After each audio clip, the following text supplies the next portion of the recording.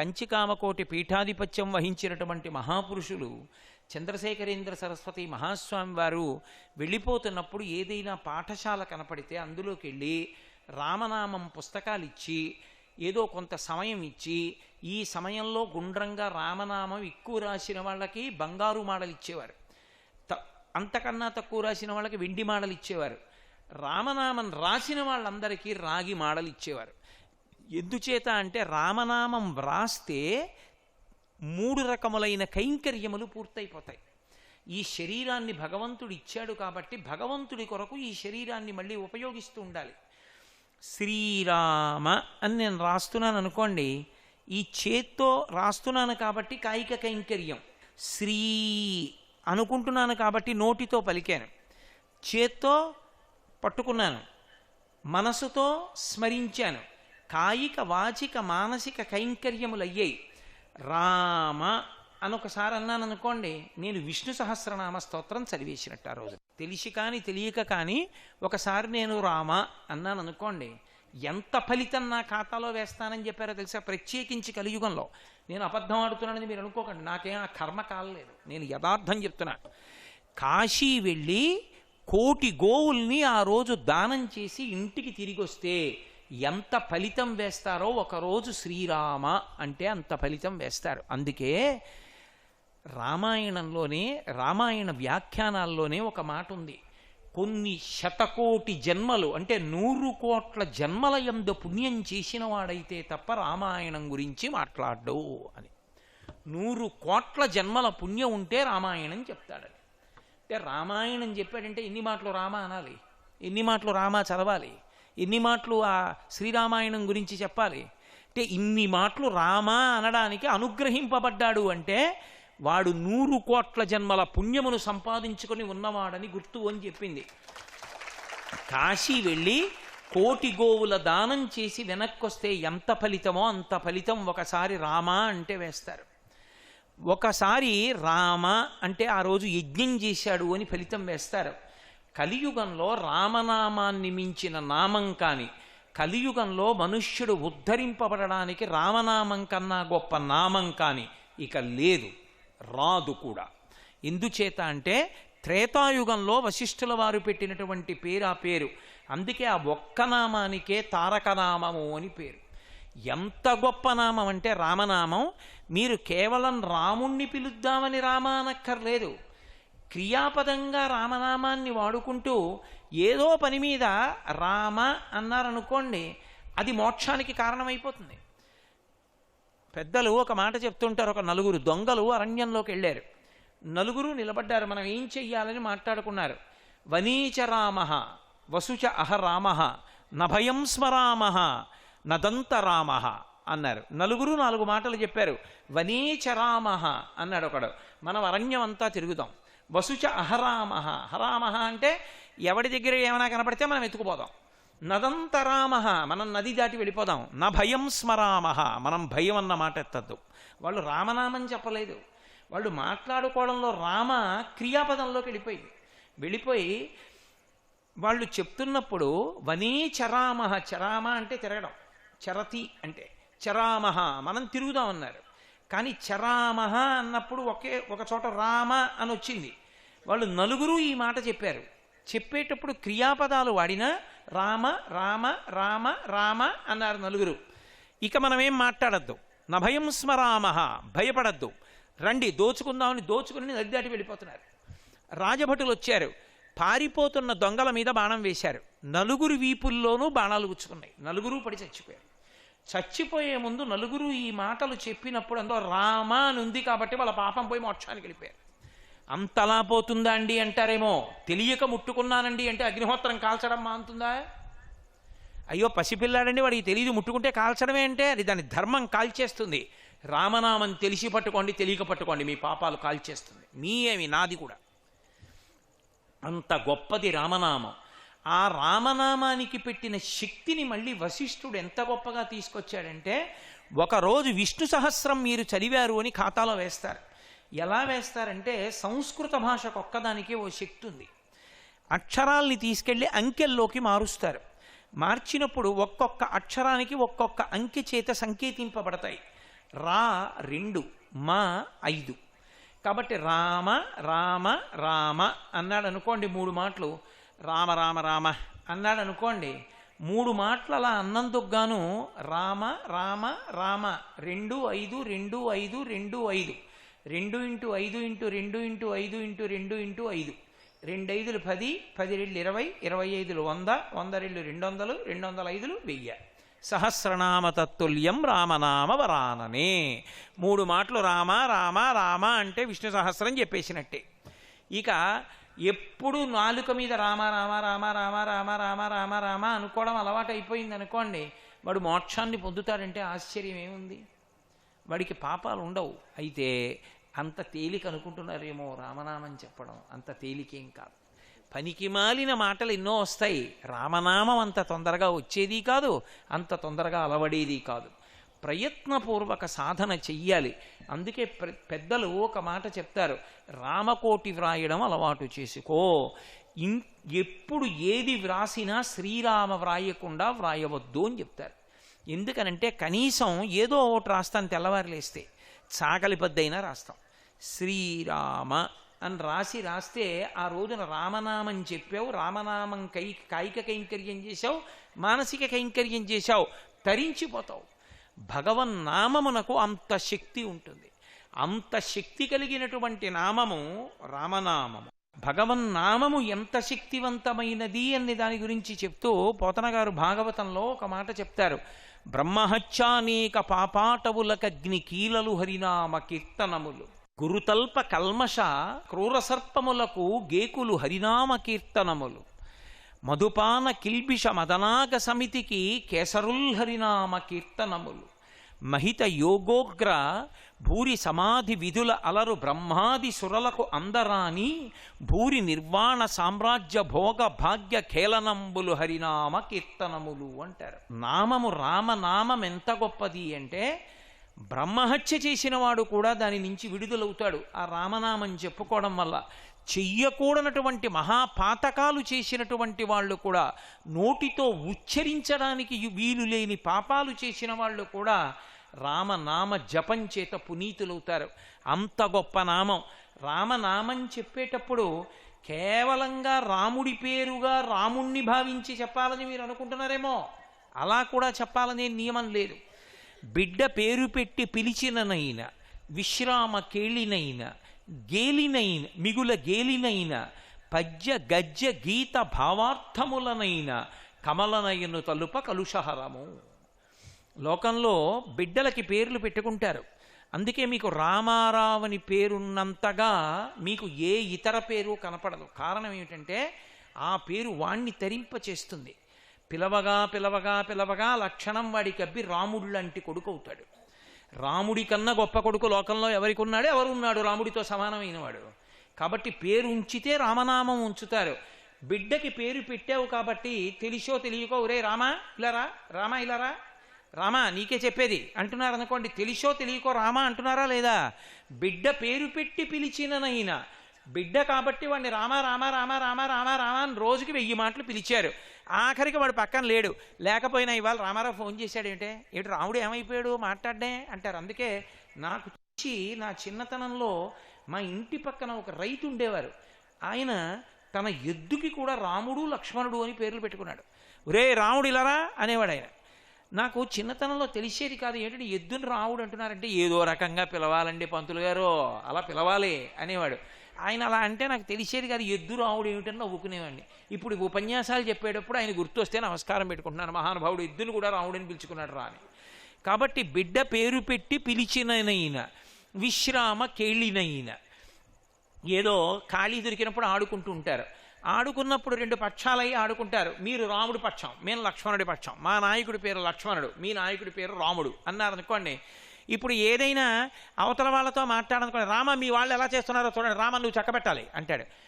యువతల వాళ్ళతో మాట్లాడాలి, లక్ష్మణ లక్ష్మణ చూడు మీ వాళ్ళు ఎలా చేస్తున్నారు అంటాడు. లక్ష్మణుడి పేరు ఎత్తితే రాముడు లిక్కి పడతాడు, రాముడి పేరు ఎత్తితే లక్ష్మణుడు లిక్కి పడతాడు. వాళ్ళిద్దరు అనుబంధం అటువంటిది. కాబట్టి ఆఖరికి ఆడుకునేటప్పుడు రాముడి పక్షం లక్ష్మణుడి పక్షం అని పేరు పెట్టుకున్నా చాలు. చక్కగా వృద్ధిలోకి వస్తారు. నైట్ రైడర్స్, రాత్రి గుర్రాలెక్కి తిరిగేవాళ్ళు. ఎందుకు ఆ పేరు? ఎందుకు పనికి వస్తుంది? రాత్రి గుర్రాలెక్కి తిరిగేవాళ్ళు దొంగలు. ఎందుకు ఆ పేరు? లేకపోతే నైట్ KNIGHT అన్నా కూడా వాడు యోధుడై తిరిగితే రాత్రుడు తిరిగే యోధుడు ఎందుకు పనికొస్తాడు? ఎందుకు వాడు రాత్రి తిరిగే యోధుడు ఎందుకు?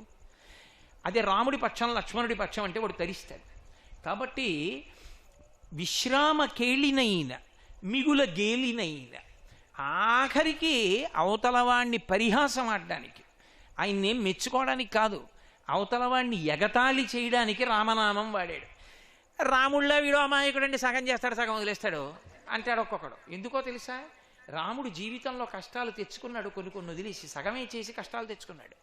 మనుష్యుడికి ఉండేటటువంటి లక్షణం, పూర్తిగా చేయడు, ఏదో కొంత చేసి వదిలేస్తాడు, ఇంకా ఏ పర్వాలేదు ఎదురు అయిపోయింది కదా చాలా మటుకు అంటాడు అనేసి మొక్కలన్నీ పాచేస్తాడు, చక్కగా నీళ్ళన్నీ పోసేస్తాడు, అయిపోయిందని 12 అయిపోయిందని ఇంటికి వెళ్ళిపోతాడు. వాటికి ఒక కర్రేది, సాయంకాలం గాలి వస్తుంది, అన్నీ భూమి మీదగా వాలిపోతాయి.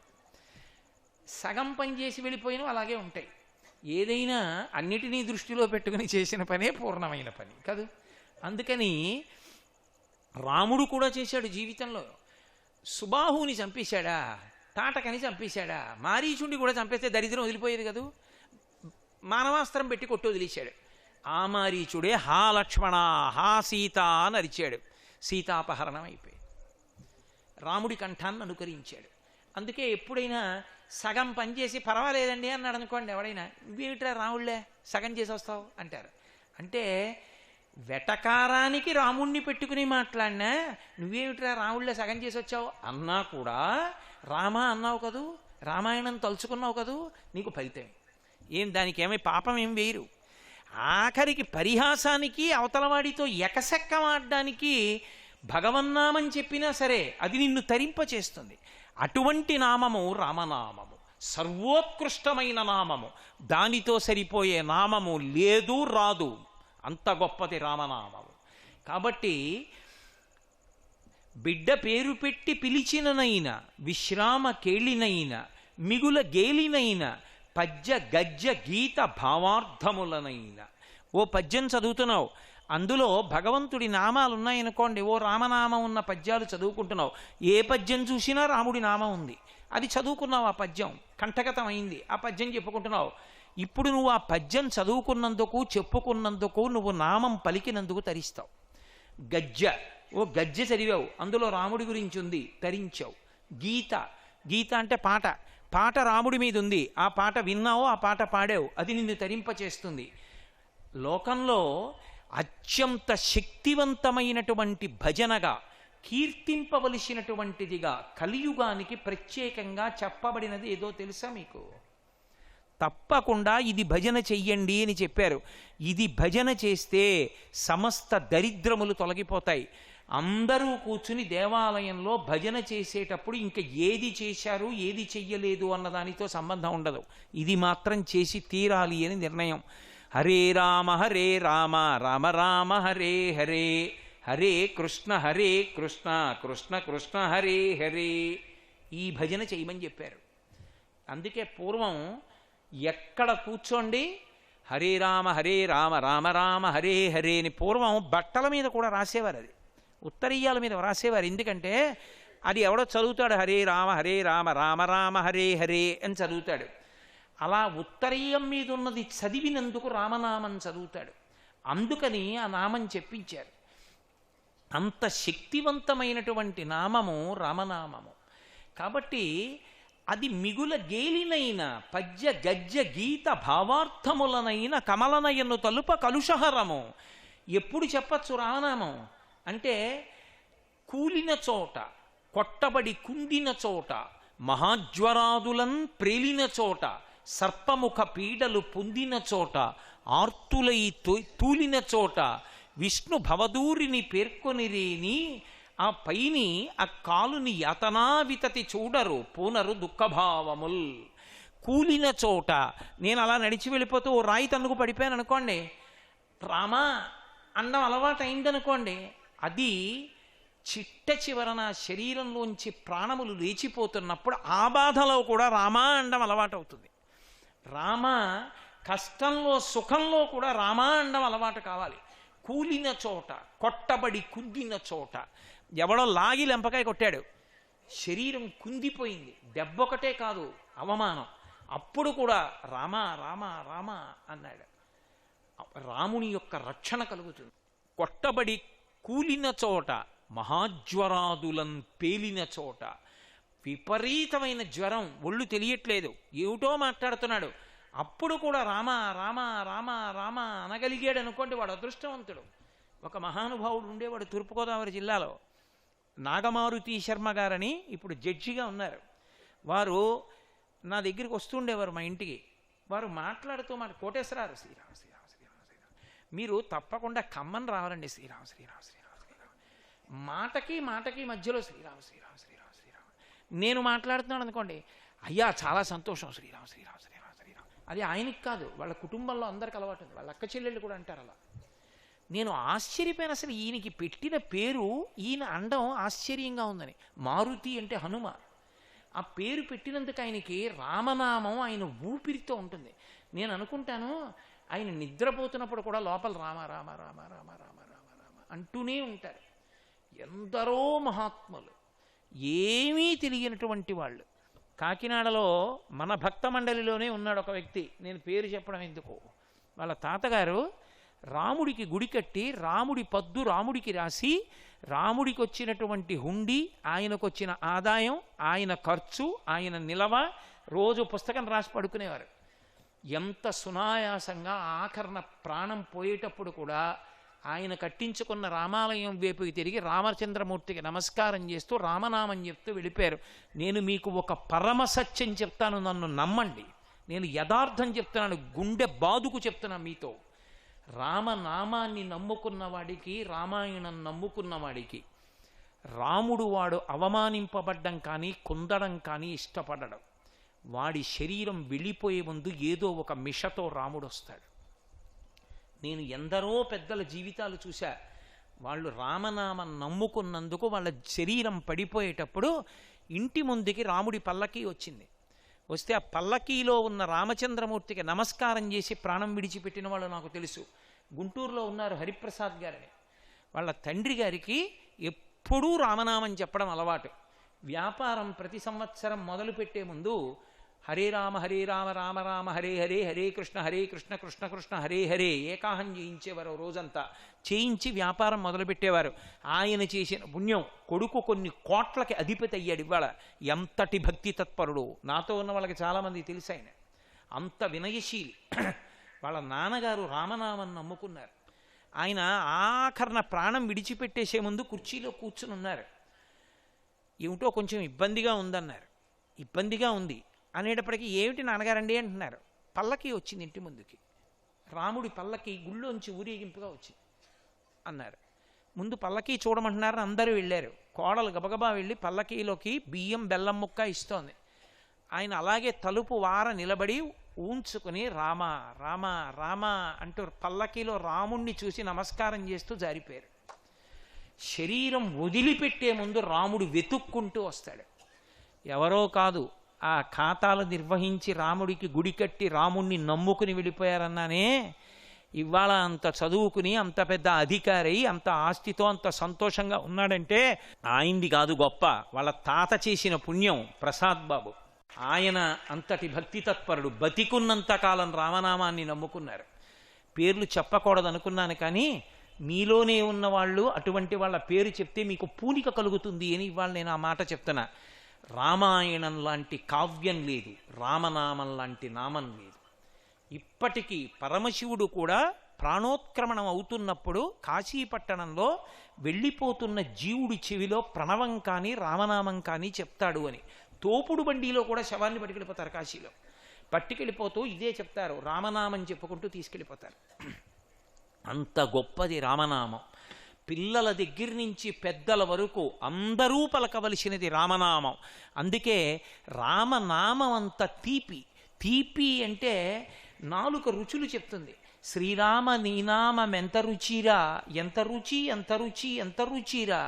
పాలు మీగడల కన్నా, పెరుగు పంచదారల కన్నా శ్రీరామ నీనామం ఎంత రుచిరా, ఎంత రుచి ఎంత రుచి ఎంత రుచిరా అంటారు. అంటే రామనామం రుచి అంటే అదేం కమ్మగా ఉంటుందా తీయగా ఉంటుందా, అది కాదు దాని అర్థం. ఈ నాలుక చేత ఎప్పుడు రుచులు చెప్పడం గొప్ప కాదు, రామనామం పలకడంలో ఉన్న సంతోషం గొప్ప.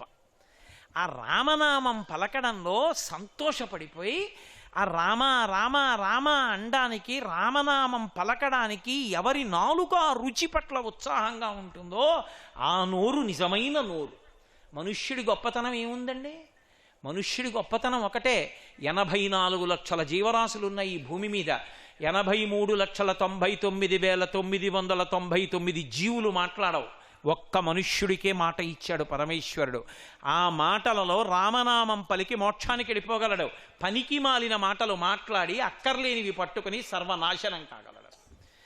అంత గొప్ప నామం. అందుకే గోపరాజు గారే అడుగుతాడు దాశరథీ శతకంలో ఒక చోట, హరునకు అవ్విభీషణునకు అద్రిచకున్ తిరుమంత్రరాజమై కరికి నహల్యకున్ ద్రుపదకన్యకునార్తి హరించు చుట్టమై బరగిన ఎట్టిని పతితపావన నామము నాదు జిహ్వపై నిరంతరము నటింపచేయుమిక దాశరథి కరుణాపయోనిధి అంటాడు.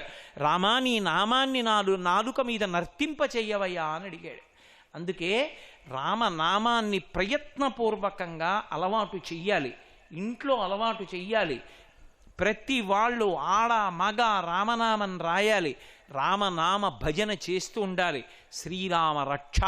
ఆ రామనామం పలికినంతసేపు, ఆ రామనామం మన దగ్గర ఉన్నంతసేపు మనని చెనకగలిగినటువంటి వాడు ఉండడు. మళ్ళీ మన దేశంలో నెలకి 3 వానలు పడి మనం అత్యంత సంతోషంతో ఉండాలి అంటే అందరం రామనామాన్ని ఆశ్రయించాలి. చక్కగా అందరం రామనామం చెప్పాలి, రామనామం లిఖించాలి, రామాయణం చదువుకోవాలి. కనీసం రామాయణ గ్రంథాన్ని ఇంట్లో పెట్టుకుని ఒక్క పువ్వు వేసి నమస్కరించడమైనా అలవాటు చేసుకోవాలి. ఇది రామాయణానికి వారసులుగా మనందరం చేసి రామచంద్రమూర్తి యొక్క అనుగ్రహాన్ని పొందవలసినటువంటి విధానం. అందుకే గోపరాజు గారు ఆ పద్యంలో శ్రీ రఘురామ చారు తులసీదళదామ శమక్షమాది శృంగార గుణాభిరామ త్రిజగన్నుత శౌర్య రమాలలామ దుర్వార కబంధ రాక్షస విరామ జగజ్జన కల్మషార్ణవోత్తరకనామ భద్రగిరి దాశరథీ కరుణాపయోనిధి అని పిలిచి, ఎంతటి కరుణాసముద్రుడవయ్యా, సముద్రపు లోతైనా తెలుసుకోగలం కానీ రామా నీ యొక్క దయ లోతు తెలుసుకోలేము అని ఆ పద్యాన్ని పూర్తి చేశారు. సర్వం శ్రీ ఉమామహేశ్వర పరబ్రహ్మార్పణమస్తు. స్వస్తి.